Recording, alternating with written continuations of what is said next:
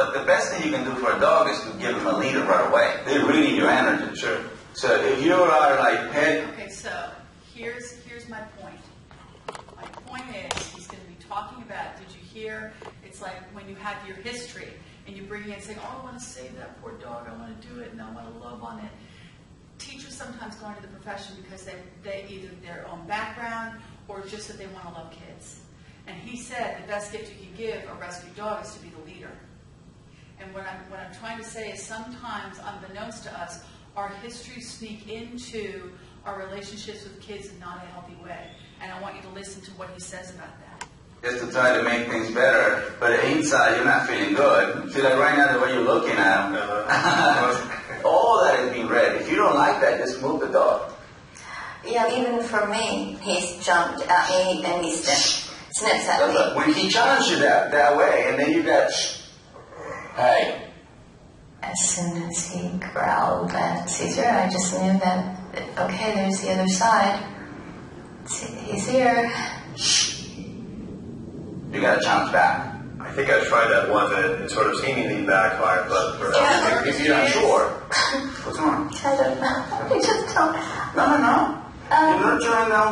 Yeah, I am. I'm just. We're trying to say both right here. I guess because I don't know what's going to happen. Because I keep them in a protective world. I protect them. Well, yeah, but like at the same time, you're showing a lot of weakness. What is it? Yeah. When you don't trust your own animals, you're running a big risk. Wendell just took over. It was just, this is my couch, this is my humans. I want to be with them right now. That's all right. It's all right. This is part of the deal. If you were in control of him, he would never disrespect anybody. So what he did right now is to let people know that you belong to him. He is dominating. I look at it like he's afraid and I'm taking care of him. That's the story. Yeah. The reality is you have a very possessive boyfriend. You're not living in reality. So you're being consumed by the story. And I'm not giving him a good life. No, and the reason why they're not very balanced is because you're not very balanced. What's happening with you that you have not let go from the past? Because you're carrying this on. This is not you now. This is you 100 years ago. I'm not letting go of just how dogs were treated when I was younger. Seeing in my family, dogs were dogs. Yeah. I felt very, very guilty seeing them kicked to be quiet, sleeping outside, cold outside, raining, and I didn't do anything about it. You have to go to the next meeting. I know. I don't want to say anything. This is when you hold hands. There's support right there. About this. He doesn't like hearing about this. He doesn't. Well, they have to learn to support. I learned to support. He doesn't. He says, just let go of it. That was the past, and you deal with what's in front of you. And watching one dog, and he was sick, and he was tied up, and he ended up dying on the beach. It was just so horrible. Okay, I'm turning on lights. It's kind of an odd, last part to go before we round up. The best gift you can give to yourselves is unpacking who you are and who you operate out of. Who are you then? And how does your behavior reflect your past, your stuff? Because sometimes, unbeknownst to you, you can nurture behaviors that won't help kids in the long run. For example, a scenario would be, I came from a family, not necessarily the truth, I'm just making up something. I came from a family where I was terribly neglected and didn't have really supervision, and I was horribly treated, and now I'm a teacher because I want to love the kids like me. And then I find a kid like me, and they're coming in with greasy hair and not doing well, and physically, and it's not bad enough to call Child Protective Services, but clearly they're struggling. I might make allowances. Well, they didn't bring their homework. Well, I know it's like to, not have any parents supervise you, so I'm going to give you a break. And, okay, all of a sudden they punched a kid, but I know at home if my parents heard I punched a kid, it would be really bad for me at home, so I'm going to protect them and not really do the consequences that they need. Do you understand what I'm talking about? Sometimes enabling. That can be what you're doing is imprisoning the kid in their limitations. I'm not asking you to be vicious and heartless. The hardest road is to be totally open and loving and still put those boundaries in place. I know you're struggling. I know that the parents are screaming at home at night and that maybe you couldn't get your homework done.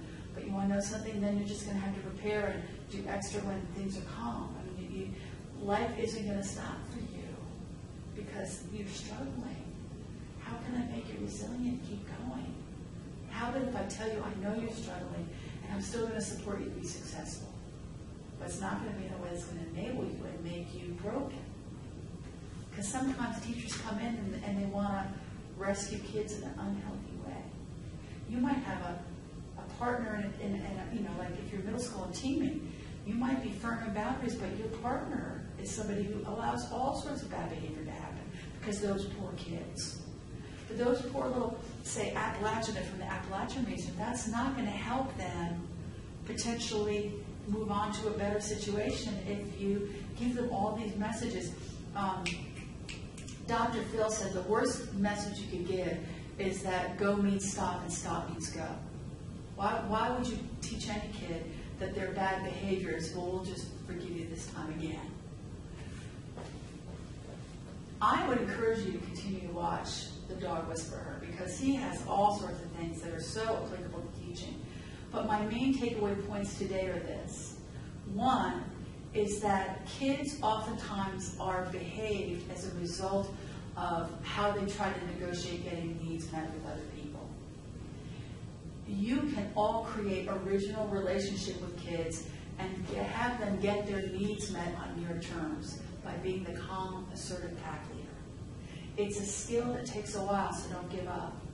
The second thing is you give away your power, and the best gift you can give yourself is to be that power stance, is to be that person who makes good eye contact, and just assume they're going to listen to you.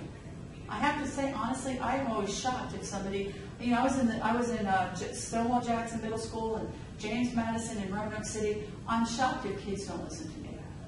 There were some kids who were, like, before the teacher came in, my student teacher, they were kind of wrestling with each other. I went, no, you don't do that now. Don't do that now. Okay. Eye contact with me. And they kind of looked, and you knew they wanted to, but they stopped because they weren't sure of who I was. And that's just years of so clear people are going to listen to me. One always that way. That day that I totally lost it in Andrea Barrett Blizzard's class, and she just sat up and was like, really? That's all she had to do. Really? No. I wanted that. And I think he has some good ideas as to how to get that. So, and then the last thing is always look at yourself. Figure out what's lurking behind there that might inadvertently, without you knowing it, you might end up enabling some kids. You didn't mean it. I have an issue with kids who are bullied because I was bullied as a kid. And I have to be very careful. I don't want to overcompensate the other way and be really strict with them, but I have to just say, oops, there's a little Annie I got to deal with. What's the best for Annie? Because honestly, I was about the biggest weasel you ever want to meet in school because I played on the heartstrings of a lot of teachers. So maybe this is why this speaks to me. So you be that concert pack leader and give those kids the boundaries and the rules and love that they need so that you can really help them shape into like a great person.